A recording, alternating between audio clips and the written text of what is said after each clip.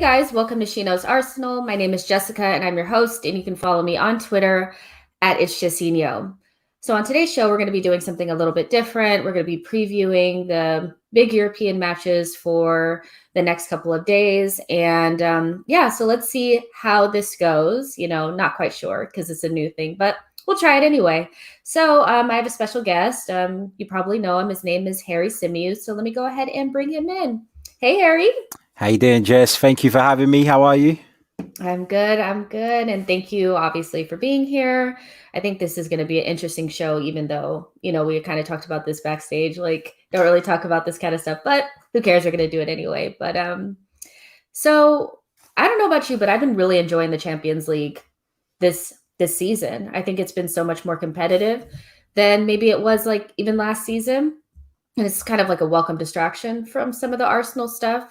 How have you been, enjoying the Champions League stuff, so far? I love the Champions League. It's my favourite competition, and it's why I'm so gutted that Arsenal haven't been in it for a few years. No, honestly, I love the Champions League. It's obviously Europe's elite football clubs. I love the whole romanticism of it, the glamour of it, the Real Madrids, the Bayern Munichs. I love all of that. For me, it's what football's all about. I, like you, have enjoyed it more this season, and I wonder if I've enjoyed it more because the Premier League, in my opinion, has been so disappointing, and not just from an Arsenal perspective. I think in terms of quality, the Premier League has dropped massively. I think the Premier League, more than any other league, is reliant upon the atmosphere that's created in the stadiums. And that intensity is gone, and as a result, I think we've seen quite a disappointing season. We're lucky that we've been able to see football based on what's going on, not just here in the UK, but all around the world at the moment. But it has had a major impact on the quality of our football. So to see the Champions League continue to deliver has been massive. It's been a breath of fresh air, and I look forward to every round. Yeah, I agree with that. I think, yeah, the Premier League has been, I mean, obviously an Arsenal perspective, hasn't been great. But usually when you watch the Premier League, it's most of the games are pretty competitive. And they went from being basically super one-sided, very high scoring on one side. Remember like Spurs versus Manchester United or, Aston Villa, Liverpool, those early games where it was just like a blowout. And then now it's kind of like things are getting like 0-0s, 1-0s, really boring games. Like, I don't know what it is, but I think it's like you said, it's a very like sterile environment with no fans.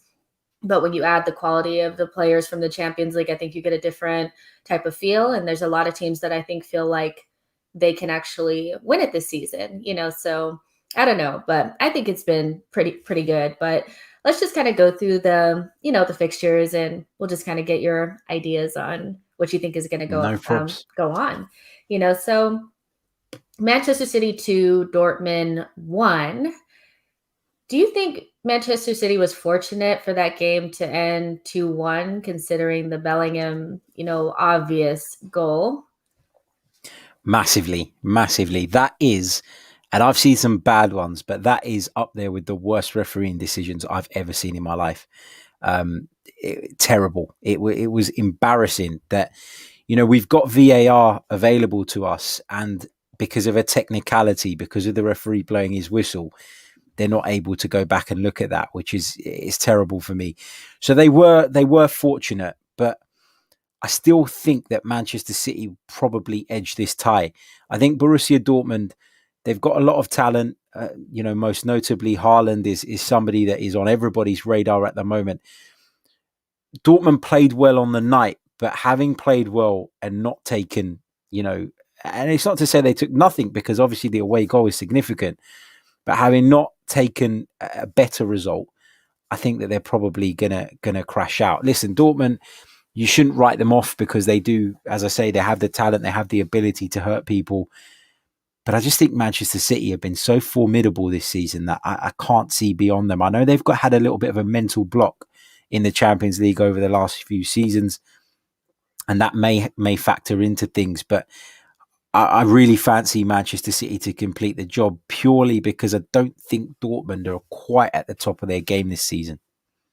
Yeah, I completely agree with that. Whenever I watch Dortmund, I just think, wow, I just cannot, the level of not non-defending that they do is ridiculous. Like they can't defend. They make huge mental errors, and I can't wait for Marco Rosa to come in and whip them into shape. But I still think that they have a little bit of a chance. But do you think that the loss against against Leeds, 10-man Leeds, this weekend will be playing on Manchester City's mind? Maybe give them a little bit like of a like, oh, wow, maybe we need to focus, because that was a little shocking, and I see people kind of putting out that narrative that, like, okay, they're breaking, they can't concentrate on multiple things at once. So do you think that that will kind of play into the game today?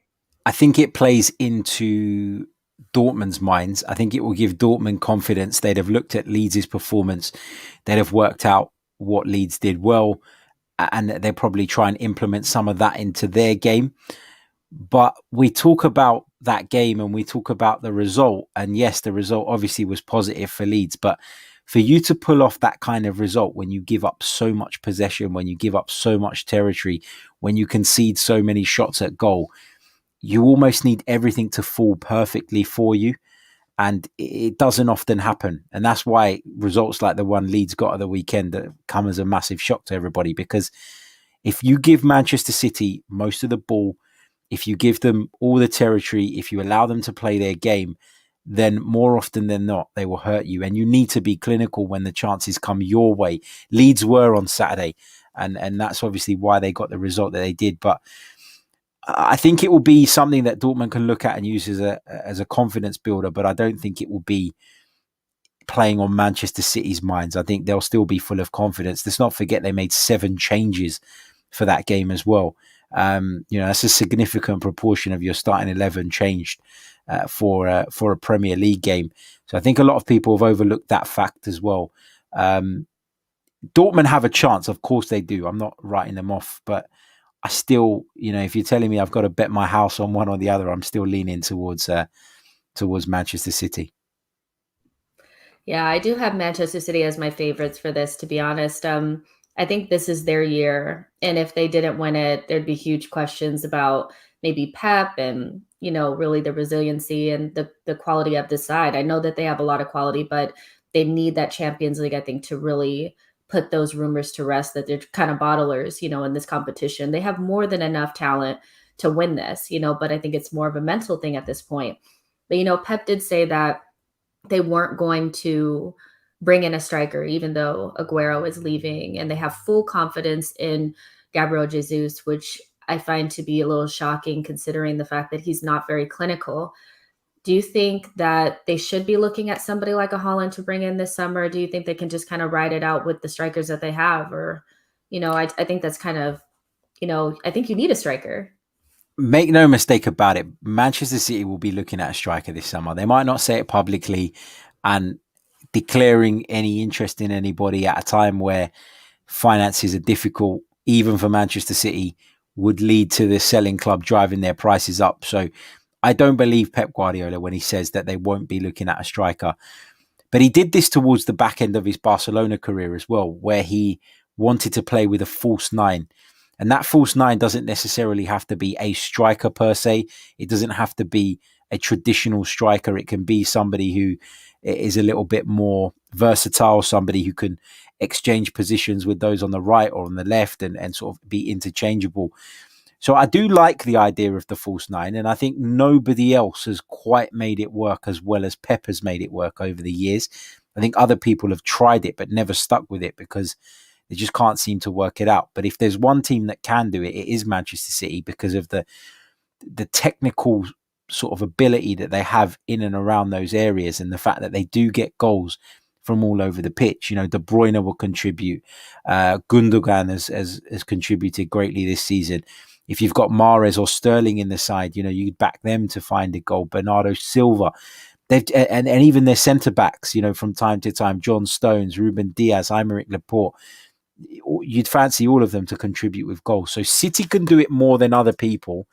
But I still think that they will be looking for a striker. I really do. Yeah, just that backup plan, just in case the false nine thing doesn't work, they have somebody clinical, to come in and just finish off things, if things don't work out. I think De Bruyne did a really good job initially doing the false nine for them in a couple of games, but you need a striker. And I think Holland would be a good fit if that's what they're looking for. He would get tons of service from that team, and that's ultimately what he needs. And that's probably what he's not getting from Dortmund at the moment, on a consistent basis. Sometimes they don't create as much as I think that they should be, and he's really not the kind that can go back into the midfield and build up and things like that. But let's just do a quick score prediction. What do you think the score is going to be today? Is it today or tomorrow? I'm confused now. Tomorrow. Tomorrow. Okay, so Yeah. what your score prediction for that? I will go Borussia Dortmund 1, Manchester City 1. So Hmm. City will scrape through. Okay. I'm actually going to go 2-0 Manchester City. I think they're going to just go through the gears and just be done with Borussia Dortmund. But yeah, so let's move on to the next one. This is one that kind of hurts me to talk about because really it's just like, Chelsea 2, Porto nil. When they got Porto in the draw, I was like, that's so good for them. Of course they would. I was hoping that they get somebody a little bit more difficult, but they got probably the best draw that they possibly could. What has impressed you about Tuchel so far at Chelsea? Defense.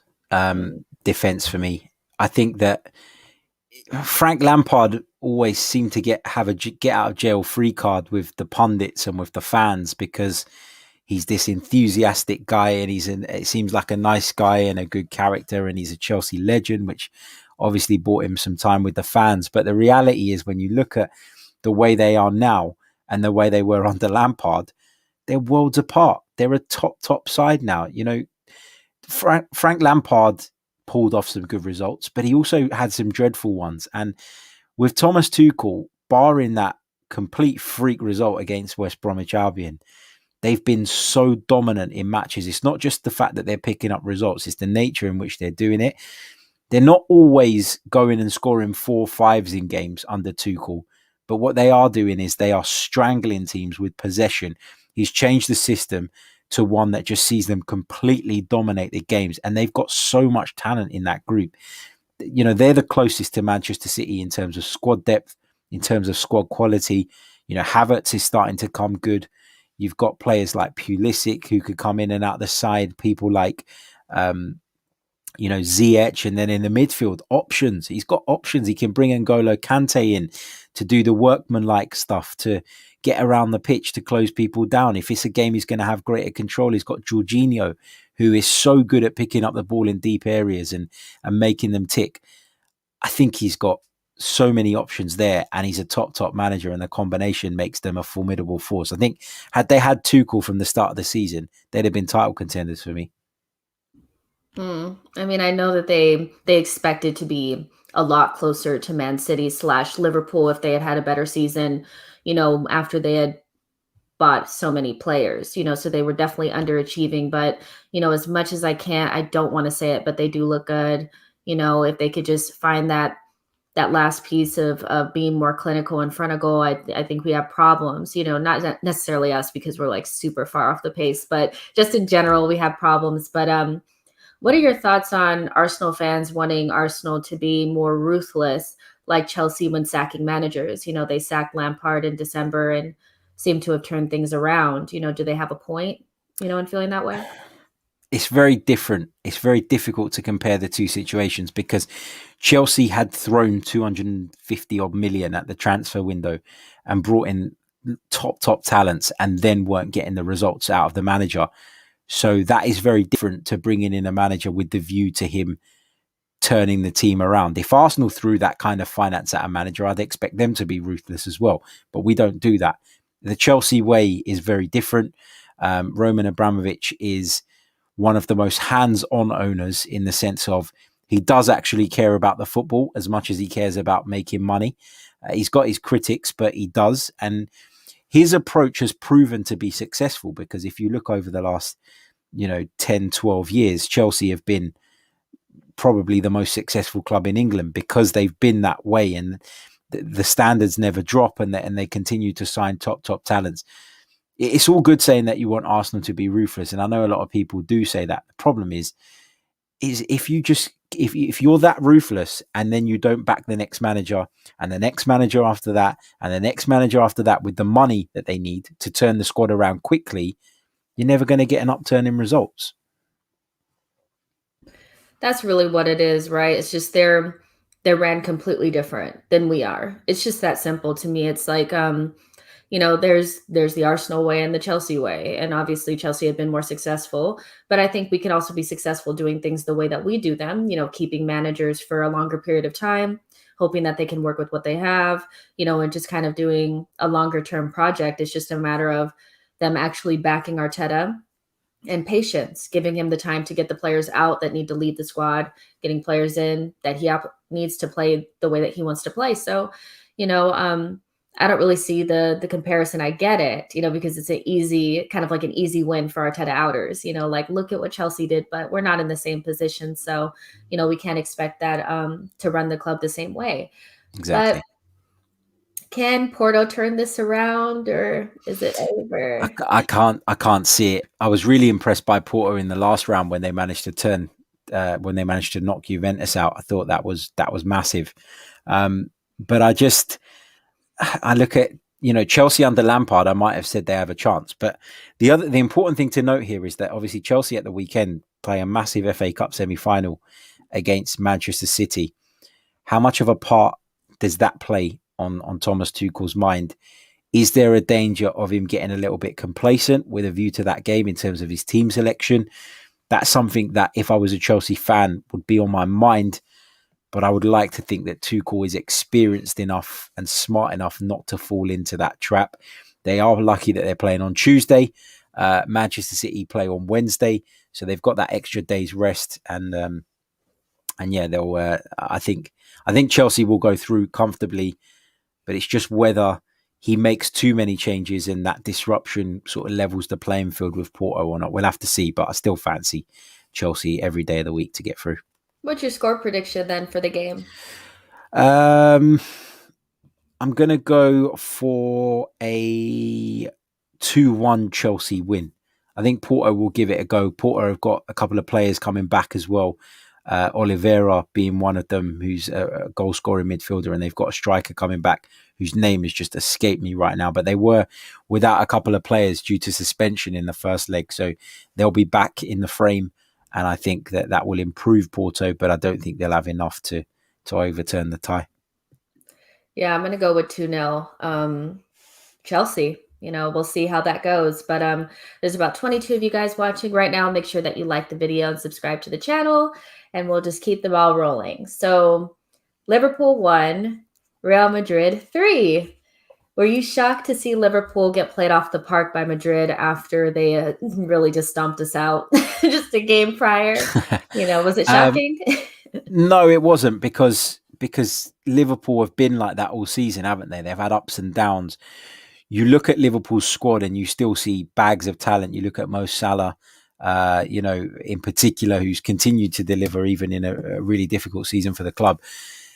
Liverpool have the talent, and I wasn't surprised to see them beat us, but equally, I wasn't surprised to see them lose to Real Madrid, who just have that Champions League experience that Zinedine Zidane doesn't often get enough credit, because a lot of people look at him and go, well, he's managing Real Madrid, he should win every game. But tactically, I think he's a lot better than people give him credit for. And I think at a time when people have been talking about Toni Kroos and maybe Luka Modric not quite having the legs to control the midfield, they don't need the legs, because they drop deep, they pick up the ball, and if you give them even 2-3 yards of space, they've got the ability to pick out the right passes. And with the pace of Vinicius on the counter attack in particular, they'll cause anybody problems.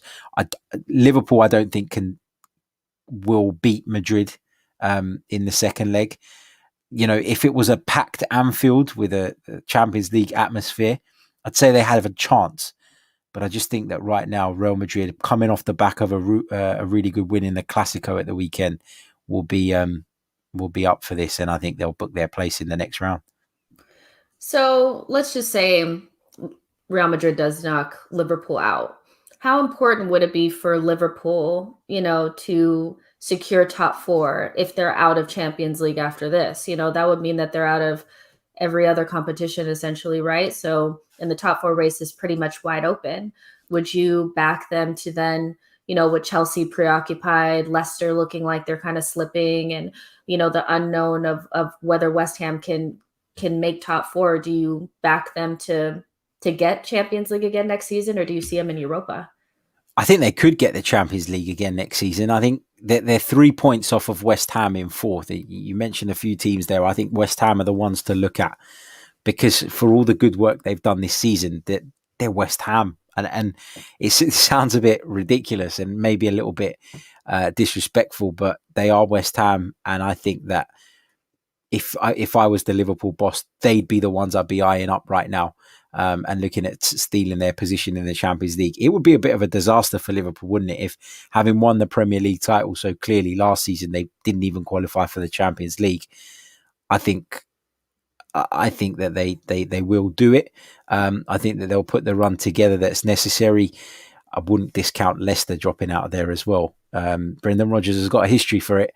His teams notoriously collapse at the business end of the season. So, yeah, I think Liverpool have to get back in the Champions League one way or another. I think if they do go out tomorrow night, then of course they can focus fully on the Premier League, and then I would back them even more to finish in the top 4 then. Yeah, agreed. I looked at Leicester and I was like, "You're slipping. You are slipping again." They look vulnerable. Again, Chelsea has a lot of things that they have to take care of, in these next couple of weeks. So I would hope that Liverpool could salvage a little bit of their season and make it. I just can't see them in Europa. I just think that that's such a failure after winning the league. But you had mentioned something really important about Zinedine Zidane, like being underrated for his tactics, and I agree with that 110%. Great man manager, but also has some tactics up his sleeve.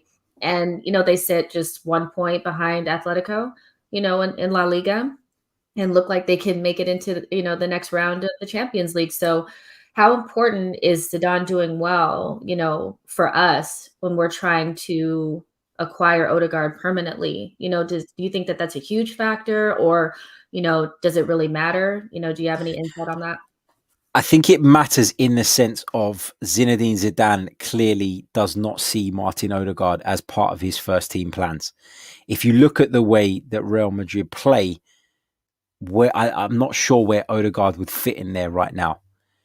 And for that reason, I think it's important for us that Zidane stays in the job. And earlier on in the season, Zidane was under some pressure. There was a lot of talk about him potentially leaving the club. And for me, I think Zidane leaving would reduce our chances of getting Martin Odegaard because we don't know who's going to come in. And whoever does come in might say, actually, I see this guy as part of our plans. Real Madrid at the moment, they play in a 4-3-3. And for me, Odegaard is not a winger. I wouldn't want to see him play right or left of the front three. But he's also not the type of player that would play in their midfield because Zidane has a clear profile of player that he likes. He likes to have one holder in Casemiro. He likes to have Kroos and Modric who are almost box to box. I know they haven't necessarily got the legs to do it all the time now, but what I mean by that is they're equally as comfortable in a deeper area than they are further up the pitch. Odegaard's profile doesn't really fit into that for me. And while Zidane's doing well, he won't change from that. He won't drift away from that system. If Zidane was to go and somebody else comes in and says, right, I want to play with a number 10 per se, then all of a sudden Odegaard becomes an option. So for me, I want to see Zidane continue to do the job, Me and too. I want to see them get to a point where they need. It's no secret they're desperate to sign Kylian Mbappe, who would fit into that front three beautifully. Kylian Mbappe is going to cost a hell of a lot of money, and I think that if Mm. Zinedine Zidane can continue and then looks at somebody like Kylian Mbappe, I think the opportunity to bring in 40 odd million pounds from Arsenal for Odegaard would be too much for them to turn down. You guys hear that? We're all Real Madrid fans right now. We're all rooting for Real Madrid. Yeah, but I was doing before we did before we played against I think it was like Liverpool. I was talking to like another Arsenal fan, and she's really knowledgeable on La Liga, and she was talking about how it's been a long time since Real Madrid has played with a natural 10, probably back when Ozil was playing. So that's not a position that they use, really not a natural 10, and that's Odegaard. So he doesn't really fit in. Hopefully Zidane keeps winning. Again, we're all Real Madrid fans. What's your prediction, for the game? I think Liverpool will score. I think Liverpool will give it a go. I think they'll get a couple, but I think Real Madrid will cancel out that away goal that Mo Salah scored. So I'm going to go with a 2-1 Liverpool win on the night, but Real Madrid to progress. Yeah, I think I'll go with that as well. They'll push, they'll try, but they will fail, So yeah. Um, but yeah, let's keep it moving to PSG Bayern Munich. This was such an exciting game. 3-2. It was snowing, tons of goals, a lot of excitement. The game was played at a really high pace.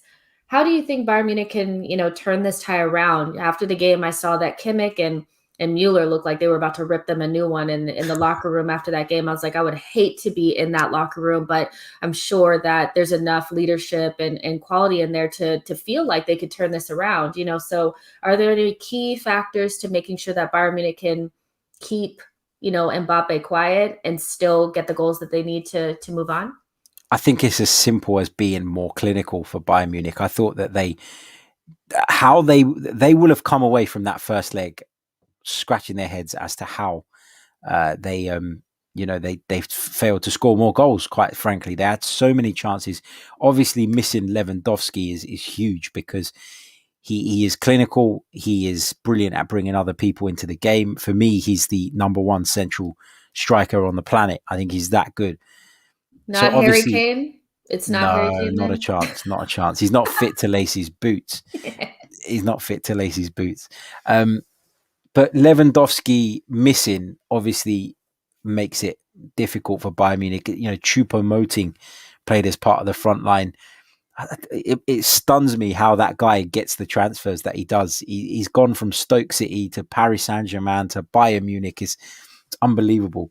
Um, but I think obviously Bayern have to be wary of the threat that PSG pose on the counter attack, and it's set up nicely for PSG here because they can sit back, they can defend, similarly to the way they tried to do in the first leg, knowing that they've got that major threat on the counter attack and that ability to hurt Bayern Munich. I don't think Bayern Munich will defend as badly as they did in that first leg again. Because that for me was the real surprise takeaway. I thought there would be goals. I thought both teams would create chances, but I thought they were, I thought defensively they were a real liability. And the fact that Hansi Flick made changes in the first half told you all you needed to know about that. So I wouldn't write Bayern Munich out of this, though. You just can't. They're Bayern Munich and they've got so much talent and so much quality. You mentioned Muller there. He's a player who is notorious for getting important goals at key times and can drag a team through. Obviously, plenty of talent in the wide areas as well, which makes them a real force. So I think this is going to be, in terms of entertainment, I think this is probably the one to watch this week, if I'm honest. So exciting. I mean, I couldn't be happier. Of course, I think that Bayern Munich is one of those teams where you just can't count them out because they have the winning mentality. Once you've done it one time, you know what it takes, so and they have enough winners in their side to, even without Lewandowski, I think, to do something. But I think PSG is almost criminally underrated sometimes, besides Mbappe and Neymar, you don't really hear about the other players, but I think, players like Marquinhos. They're without him tonight, by the way, which could Oh, be, no. Yeah, so if yeah. he's out, but he's underrated for sure. I think their goalkeeper, Navas, is underrated too. I think it's because of the star power of Mbappe and Neymar that the rest of the team don't get any credit. But I like what Pochettino has done so far. I know that, you could just say, well, he just took over for a team that's already good, but I think he is making them a little bit more mm, dangerous in certain ways. I think Tuchel really relied on just, isolating Mbappe and Neymar last season, but they play more passing style, which is, what Pochettino is known for. But it was a really nice game to watch. I think it's, a really good tie to watch going forward. But You spoke about Mbappe and maybe going to Real Madrid, but can you see him going anywhere else, or do you think that's the only destination you can see him leaving Paris for? It's tough to say because there's, PSG are trying to tie him down to a new contract, and I don't even think it's necessarily because they think they're going to be able to keep him. I think it's because they want to up his value for a transfer, because Mbappe would go into the last year of his contract next season, which is obviously an issue for PSG, and will be an issue when they're negotiating a potential sale in the summer. So I find it difficult to think of another club who would be able to do it financially, barring your Manchester Cities and your Chelseas maybe. But Real Madrid have a pool that nobody else does. And Kylian Mbappe has made no secret of the fact that he'd love to join Real Madrid. There's something about the name, there's something about the white strip, there's something about the history, the tradition of the club that would draw anybody in. I think I'm an Arsenal supporter, but if I got the call to go and play for Real Madrid, I'd shoot over there straight away.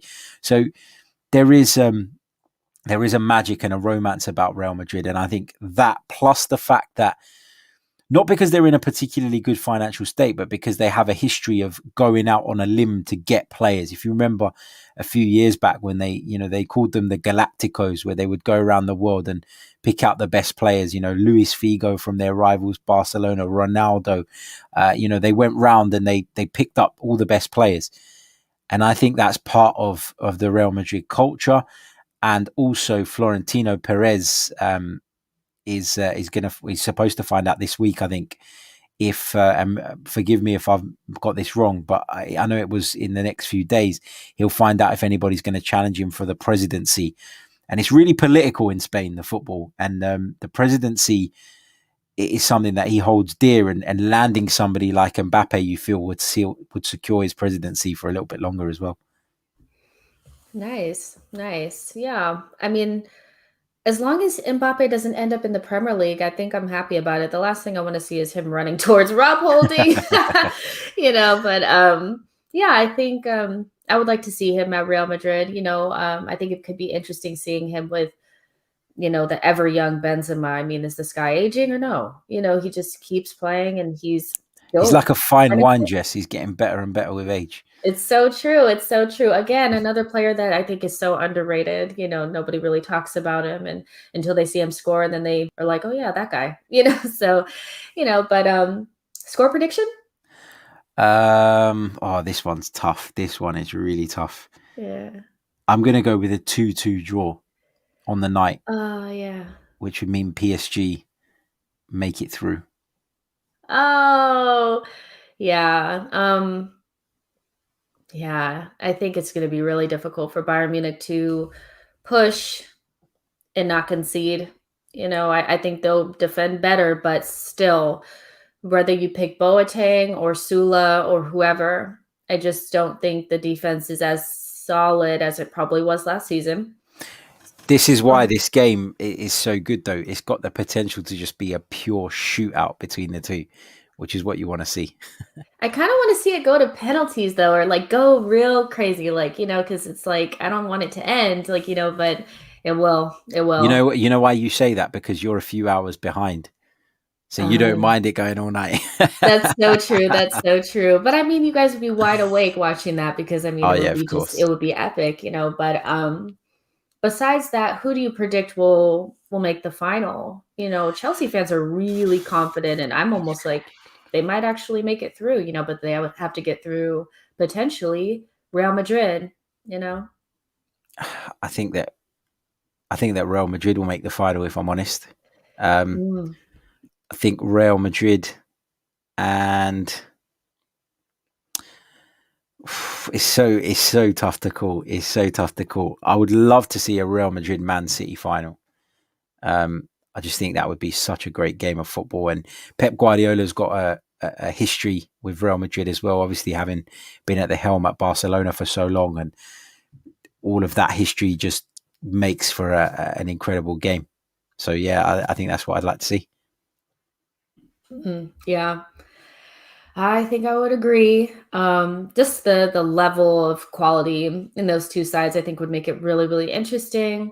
Neither side is really is particularly I don't want to, how do I explain? Like, they're not really fast teams. They're not really athletic in that way where they're going to kind of like run you over. It's going to be literal technical quality versus technical quality. I know they have Vinicius playing up front and Sterling is fast, but really they're not counter-attacking sides. They're real quality technicians. So I think that would be super interesting, and who doesn't love a good, Zinedine Zidane, Pep Guardiola battle? That'd be Yeah, so sick. Like, yeah, that's what I would go for too. But let's just go through the Europa League fixtures really quick. We'll just go through the score predictions and then talk a little bit about Arsenal. But Villarreal 1, Dinamo Zagreb 0. Who goes through? Villarreal. I think they've done obviously really well in the away leg, and looking at what Dinamo Zagreb done to Tottenham at home, you'd have thought that if they were going to get through against a superior side, they'd have had to have got a result at home, and they haven't. So I think, unfortunately, we face the real prospect of coming up against Unai Emery in the next round. Mm.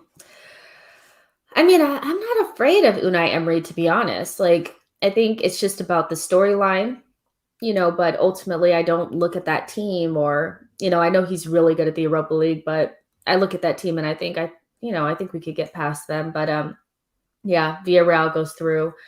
Roma 2, Ajax 1. Who goes through? Just remind me, where was the first leg played? Was it in I Ajax? No, I'll tell you now. The first leg was at Ajax, so Roma won in Amsterdam. I think Roma go through. I think Roma, and I cover Serie A quite closely. They've had a weird season where they've shown at times that they can compete with anybody in the division. They're obviously showing it on the European stage, getting a really good result away from home. They've dropped off a little bit in Serie A, though. They've fallen down to 7th place. And I think that this is a classic case of turn your attention fully to the Europa League. And I think that they will get through with the advantage they already have. mm, yeah, when I think Roma, it's so funny because you think Roma, you think older players. That's like the first thing I think about. I'm like, that team is old. Every single time I look at it, it's just like the older players. Ajax, the exact opposite. Young players, academy, so that's an interesting showdown. But I would say Roma gets through. I think that they're still a good team. Mkhitaryan, is he's still kicking? Yeah, Mkhitaryan's had a really, really good season. People sort of mocked him when he went there, and actually he's done really, really, really, really well for them. And it's not just Mkhitaryan though. They've got a load of talented players, but sticking on the Mkhitaryan thing, he's got 9 goals and 9 assists in Serie A this season in 26 That's appearances. crazy. That's 18 direct goal contributions. He's only scored the once in the Europa League so far, but he's a really he's found the home again there, and I'm glad for him, because when I watched Mkhitaryan at Arsenal, it was almost sort of frustrating to see him kind of not be able to deliver, but you always knew there was a player in there because of his history, and I quite like seeing him there. And of course, a couple of other players. Borja Mayoral has been incredible up front for Roma, and Jordan Veritu's contributed with some goals from midfield as well. Edin Dzeko is still there. The good thing about Roma this season is they get goals from all over the pitch. Pedro, former Chelsea and Barcelona winger, he's there as well. Lorenzo Pellegrini's doing the business too. So they've got a lot of talent at Roma, and they might be in the twilight of their careers, but they are still talented players, and on their day, you'd still back them. Yeah, I mean, we saw the same thing with Real Madrid. You may get older, but the class is really still there. So I would say that they would go through as well. Uh, Manchester United 2, Granada 0. Who goes through? Well, we can pretty much skip this one because they're completely in the So driving seat annoying. here. And yeah, it is. But to be honest, that my hope of Manchester United going out of the competition was not at. When I saw the draw come out, it was not Granada. I didn't look at Granada and feel like they could do it. Roma, on the other hand, are very capable of knocking Manchester United out over a 2 leg. So if we're going to have any hope of avoiding them in the final, if of course we make it, then I think it's the semi-final stage where they'll face a potential banana skin. Not now. I mean, they're not really that great in semifinals. That's kind of like the running joke with, or it's probably is a joke with us, but not a joke for them, that they never really get through that semifinal round. And I think they did kind of struggle with AC Milan a little bit. I know neither team really played that great, but it really took, like, I think Pogba coming out of pretty much nowhere and saving them in that tie as well. So they could struggle against Roma if that's who they end up playing, but I would say they get through too. At least Granada, give them a hard time, at least, make it difficult at least, but I think they go through. But the most important European fixture this week is Arsenal 1, Slavia Prague 1. Oh, I mean, I'm not shocked that we're here and it's kind of closer than we probably want it to be or expected it to be. For you, what went wrong in that first leg? Was it the players and just them missing the big chances, or did Arteta maybe get something wrong? I find it really hard to blame Arteta when we created enough chances and we didn't concede any chances. When you look at that base, what else is the manager to do? If he sets you up in a way whereby you control the football match, you make opportunities, you don't concede opportunities, then you have to look at the players. And for me, we missed some chances. Lacazette wasn't the only one. He's the only one that's got the heat, but Bukayo Saka wasted some really good opportunities and situations as well. But he's kind of been a bit of a golden boy this season, and people are obviously reluctant to criticise him as a result. I think that the way we switched off at the end was obviously frustrating and unfortunate, but I've been shocked by the overreaction off the back of that result. I really have, because yeah, it's not ideal, and you don't want to concede an away goal. But on what planet do Arsenal fans not back their own team to go and score a goal in Prague? That's what gets me. This is a team that the last time we met them in European competition, we beat them 7-0 at the Emirates Stadium. I know that a lot has changed since then, but Arsenal are Arsenal, and we are more than capable, as we showed in the first leg by the fact we created so many chances, we are more than capable of going and scoring an away goal. We didn't lose. We didn't get, heavily beaten, and we weren't outplayed, not by any stretch of the imagination. So for me, I'm I'm I'm still quite confident that Arsenal are the favourites here, and I still back Arsenal to do the job. I said it after the game last week. I tweeted it out, and obviously I got lots of criticism off the back of it. But I said I didn't realise that the tie had already finished. Let's save the meltdown for next week. And if we go out on Thursday, I'll be one of the first people to kick off and be upset about it. But let's not go down that path before we're there, because we still have a very good chance of winning this game. I really do believe that. Honestly, I think we're in meltdown after every single game, no matter what the result is, territory. I think we're getting towards the end of the season, and the fan base is split. I was actually shocked by the overreaction for the Liverpool result, to be honest. That one too, yeah. I was like, wow, we really are already there. And I think it's just the anxiety and the frustration around the way the season has went. But yeah, let's just kind of see where it goes. But assuming that Aubameyang is well and he's over the flu, who starts at center forward, him or Lacazette for you? Tough, You can't really play them tough. together. That's, to me, I mean, Doesn't work. Arteta might do that, because that's his way of, but let's just assume he's going to pick one or the other. Who would you choose? It's tough because Lacazette played really well at the weekend. Lacazette gives us a greater balance, in my opinion. He links up with other players better, and I think he brings more out of those around him. But when I look back at the game against Slavia Prague in the first leg, and again, I don't blame Mikel Arteta for the fact we didn't win it, but the one thing I would say was that maybe Aubameyang and his ability to run in behind against such a high line would have been the better option. Are Slavia Prague going to play as high a line at home, knowing that they could concede the away goal? I'm not sure. I think they were braver in the first leg because they realised the importance of getting an away goal. So this is a really tough one. I think if it were me, I'd go with Lacazette, because I don't know if you've seen it, Jess. Have you seen the video that Arsenal posted of Granit Xhaka with the mic on him in the Yeah. game at the weekend? Mhm. you can just tell from watching that how much Lacazette is sort of loved when he scored the goals that he did at the weekend, and you see the way they go over and celebrate with him, and you get a real close-up look of it on that video. There is a genuine warmth towards Alexander Lacazette, the kind of warmth that creates a togetherness, and I'm not sure that that is there with Aubameyang right now. I've heard sort of murmurs that maybe when he failed to turn up on time for the North London derby, um, there were a number of senior players who were disappointed with him and took issue with him not turning up on time. I would go Lacazette personally because I think he brings so much more to the team overall. But I also appreciate that Pierre-Emerick Aubameyang is capable of coming up with goals at key moments and winning you football matches. So it's a really tough decision for Mikel, and I think whatever he goes with, he'll receive criticism either way.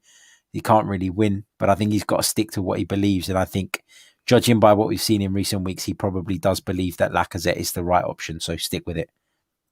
Yeah, I agree with that. I was saying earlier that I would probably go with the same front four that started against Sheffield, to be honest. I don't know if you think Martinelli has done enough, to start. I know he's still kind of getting back into the groove, but I just feel like we need energy, I think for me, it depends on whether Smith Rowe or Odegaard make it, because I think if one of them is available, you should play them, because I Yeah. think I think I think that Slavia will be a lot more cautious in this second leg. They don't really concede goals at home, especially, Mhm. and I think you're going to need a little bit more technical brilliance, a little bit more creativity, and a little bit more. I'm not saying that Martinelli doesn't have this, but I think you need more sophisticated movement in and around that area to break a team down like that. And I Yeah. don't know if you get that from Martinelli, and I don't think you get that from Pepe. And so to play them two and then Saka, I like Saka, but again, I think he's missing opportunities at the moment. I think if one of those two is available, they come in for me. It's just a decision of who's the one that drops out. I would probably bring one of them in at 10. I'd put Saka back on the right and I'd play Pepe on the left. Yeah, I think it just depends on, again, like you said, who's available.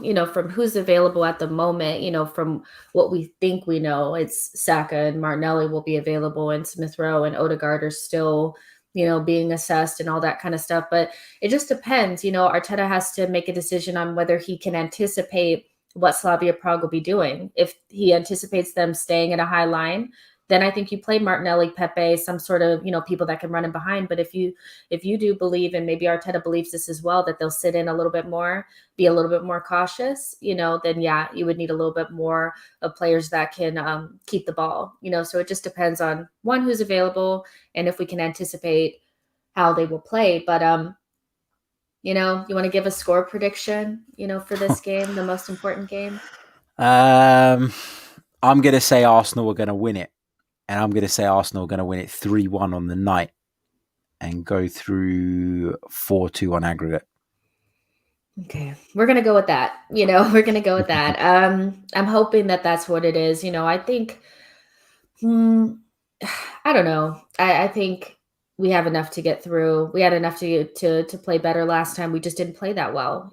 So hopefully I'm sure they understand how important this game is, and let's just hope that they turn up. But you guys go ahead and get your questions in. We'll do about 10 minutes of questions, that sort of thing. And you guys have been throwing them out there early. So hopefully I can get back to them. Ooh, Yo, you're going to kill me.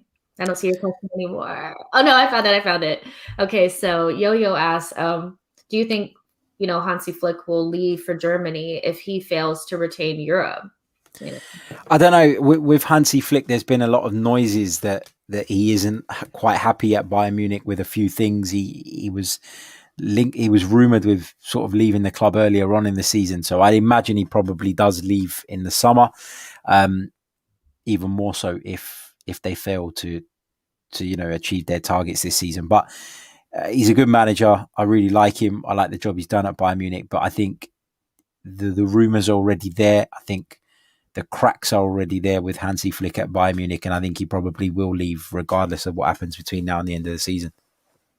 It's interesting. I don't know enough about it. I mean, I heard the rumors and that kind of thing, and he probably would be a decent fit for the Germany job. If Lowe is leaving. So he might just. Finally. I know. I can never get over him like I scratching himself and smelling it. I just can't get over that. Yeah, he lost me, then. But yeah, I think it's time for him to maybe move on and maybe get somebody younger with fresh ideas in there. They have so much talent, but they're underperforming at the moment. So we'll see what happens there. But Yo-Yo has another question. Hector Bellerin starts. So who would you start at left back? Oh, this is tough. This is tough. I'm wondering if he should go with the Xhaka thing. I am thinking about it. But what's important to note is that Xhaka didn't play like a traditional left back at the weekend.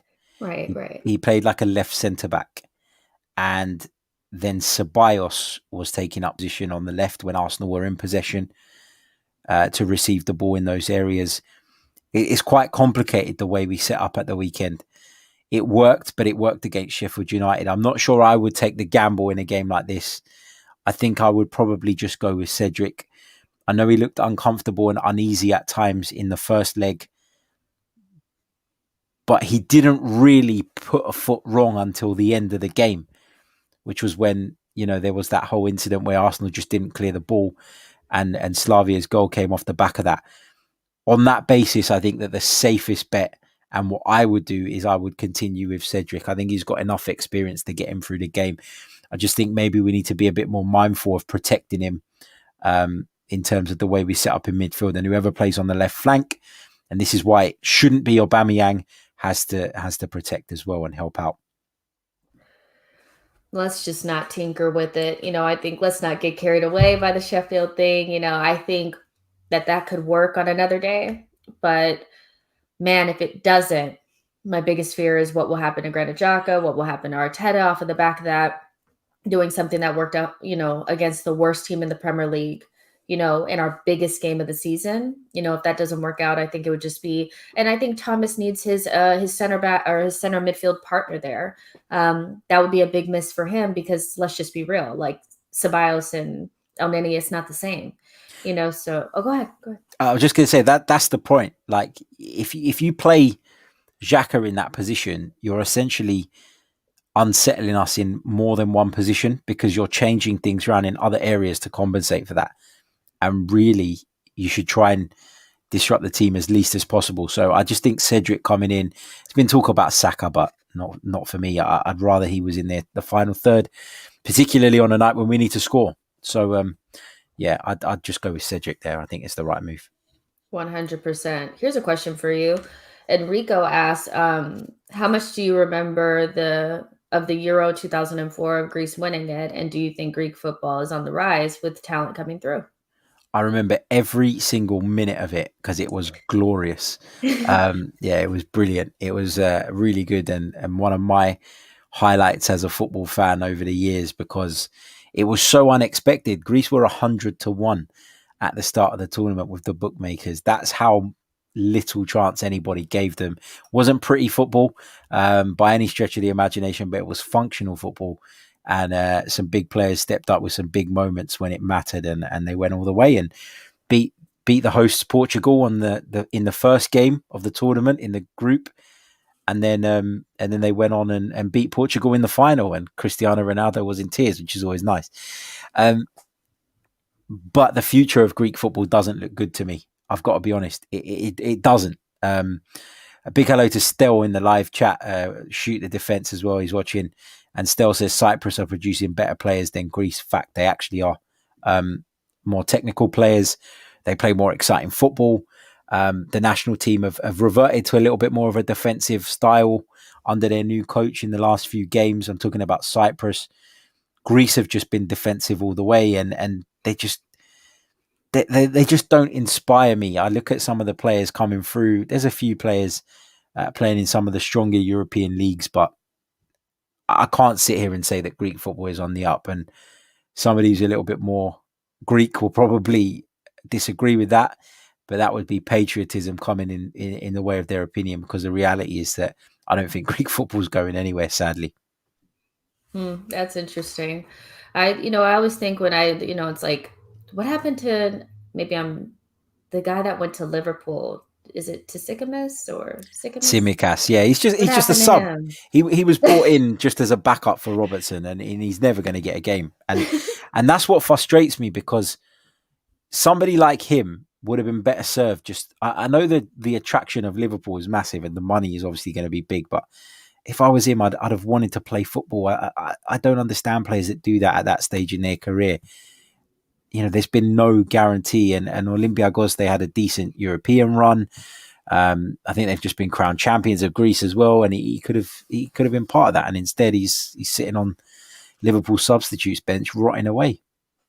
Never seen that kid play. I mean, obviously against us in the Europa League saw him play, and I thought he was good. And then I literally haven't seen him, but it makes sense because if Andy Robertson is fit, he plays, and he's actually has been pretty consistent injury wise this season.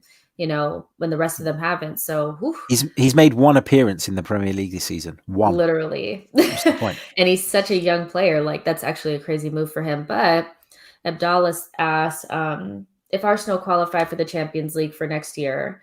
Do you trust the board to recruit the players in order to strengthen your squad and make you competitive?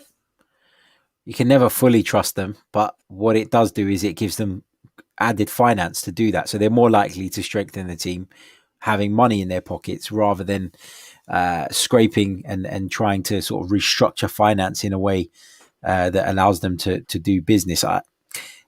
Arsenal qualifying for the Champions League is not about Arsenal going into the Champions League and winning it. It's about Arsenal getting into the competition and the rewards that brings in terms of your status and your finances. That's why it's so important. We've been without it for too long, and you say, do I trust the board? Well, the board won't even be able to try and strengthen us enough without that money. So for me, it is important that we do that. Yeah, it's like 50-50 for me. It's kind of like we don't know yet, from what they've done so far. I like the Party signing. I like the Gabrielle signing.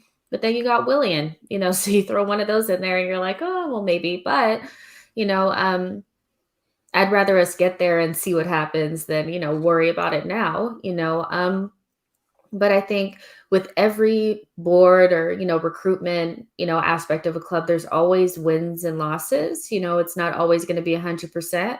But what they've done so far to me has been, you know, decent. So they got us two players that we've been asking for a very long time. To me, you know, that's um that's positive. So I want to give them the benefit of the doubt for that. Me too. But you guys, that's it for the stream. I hope you guys enjoyed it. I had fun talking about, whatever the European fixtures. This should be interesting, later on today. But Harry, thank you so much for being on my show. I really appreciate it. Where can everybody find you? Thank you so much. Thank you for having me. Really, really appreciate it. It was good to chat. You can find me on Twitter at Harry Symeou. You can check out the Chronicles of a Gooner, which is on YouTube and it is in podcast format. You can find me writing about Arsenal over at 90 Min. And if you're in the States, you can tune into Premier League commentaries on Saturdays. We normally do the 5:30 game. But that does change sometimes from week to week over on VSIN, based in Vegas. So you can find us on iHeartRadio. So yeah, check it out. All right, you guys, that's where you're gonna find Harry. And if you don't listen or watch, Chronicles of a Gooner, you should because his stuff is so good. But make sure you like the video and subscribe to my channel. I'll have tons of content going. Tomorrow we're gonna do the preview for the game at 3 p.m. UK time. And then sometime later on in that day, I'm going to be on with Sophie. I got a really good suggestion from Barry Byrne not too long ago about MLS players that could potentially come to Arsenal. So we're going to do a recruitment type of scouting report. So keep an eye out for that. Yeah. And I will see you guys on the next one. Bye, guys.